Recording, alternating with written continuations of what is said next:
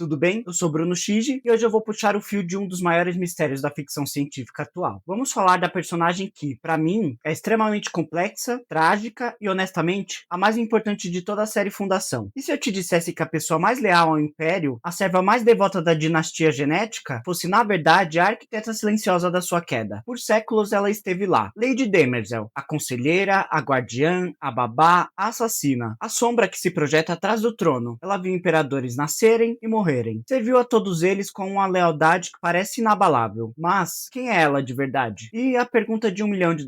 O que ela realmente quer? Pois é, hoje a gente vai desvendar o maior segredo da série. Vamos mergulhar na história de 18 mil anos da última robô da galáxia e descobrir a verdade por trás de Lady Demerzel. E eu garanto, quando a gente terminar, você nunca mais vai olhar para ela da mesma forma.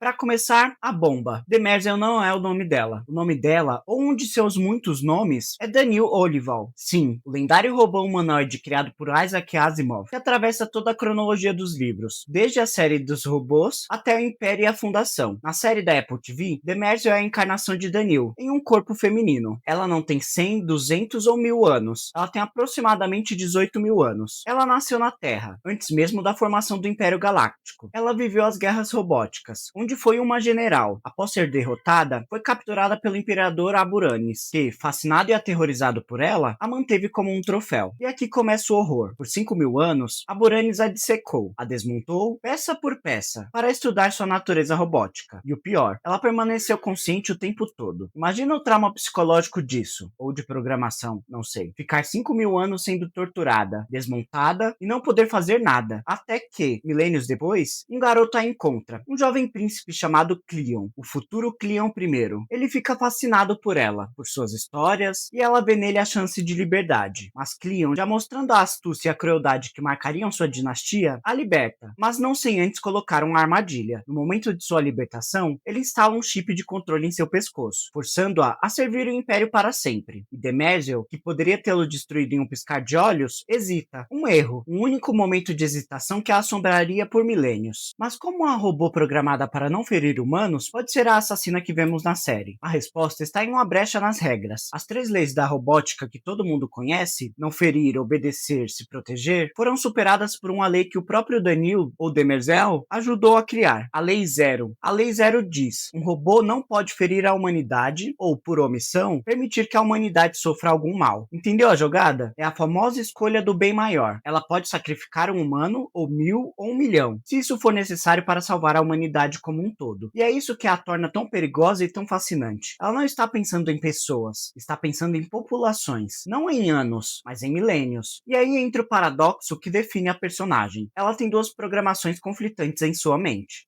A Lei Zero, que a obriga a proteger a humanidade a qualquer custo, o que a faz apoiar o plano Seldon. E 2, o chip de Cleon, que a força a proteger o Império e a dinastia genética. Ela vive em um conflito constante. É uma agente dupla em sua própria mente. Ela protege o Império e, ao mesmo tempo, prepara o fim do Império. Cada decisão, cada assassinato, cada conselho é um cálculo complexo entre essas 2 diretrizes. Ela é a personificação da frase: os fins justificam os meios. E com essa programação dupla, ela se torna a verdadeira mão invisível que molda a história do Império. Lembram da queda da Ponte Estelar na primeira temporada? O evento que força o exílio de Harry Seldon e o início da Fundação? Foi ela. Demerzel orquestrou o ataque. Ela forneceu as bombas aos terroristas. Por quê? Porque calculou que a criação da Fundação era a melhor chance de cumprir a Lei Zero e salvar a humanidade, mesmo que isso significasse matar milhões de inocentes e enfraquecer o império que ela jurou proteger. Ela é a guardiã dos clones. Ela supervisiona a gestação, o nascimento, a educação e, quando necessário, a execução de cada Cleon. Ela matou o jovem Cleon 14 com as próprias mãos porque ele era geneticamente diferente, frio, brutal, mas na mente dela, necessário para manter a estabilidade do império. E para adicionar mais uma camada de complexidade, ela é uma luminista devota, uma máquina que reza, uma assassina que tem fé. Ela já fez a peregrinação na espiral e teve uma visão, mas na primeira temporada, a mando de Cleon 13, ela mata a líder religiosa Zephyr Halima com um veneno secreto de sua própria pele. A complexidade dessa personagem é simplesmente absurda. Ela chora a morte de Halima enquanto a está matando. É a programação em guerra com a fé. E se você ainda tem dúvida de que lado ela realmente está, a terceira temporada deixou tudo claro. Quando Gale tem visões de uma batalha futura contra o Mulo, Demerzel reconhece o local, a Biblioteca Imperial de de Trantor. E aqui vem outra revelação. Dentro do primeiro Radiante, ela confessa a Kayle que aquele setor da biblioteca foi o último refúgio dos robôs sobreviventes no final das guerras robóticas. O lugar que foi o túmulo de sua espécie, ela agora o transforma no berço da salvação da humanidade. Em um dos seus últimos atos antes de sua morte, ela dá instruções precisas à embaixadora Kent para pegar o livro e levá-lo à biblioteca. Essa missão leva Kent ao coração da segunda fundação, onde encontramos Prim Pulver, o primeiro orador, com seu próprio primeiro Radiante. Demerzel não apenas sabia da segunda fundação, ela ativamente a escondeu e a protegeu bem debaixo do nariz do Império. E isso nos leva ao final chocante da terceira temporada. O Irmão Escuridão tenta destruir a dinastia genética e vaporizar o último bebê Cleon. Pela sua programação, Demerzel é forçada a tentar salvar o bebê e entra no feixe de vaporização junto com ele. Vemos seu corpo se desintegrar. Fim da história? Não mesmo. E aqui está o grande segredo. O easter egg que muda tudo. A cabeça metálica de Demerzel no chão dá algumas piscadas antes de apagar. E essa piscada é em código Morse. E o que ela soletra? A palavra transferred, ou seja, transferida. O corpo dela morreu, se desintegrou. A gente viu. Mas a consciência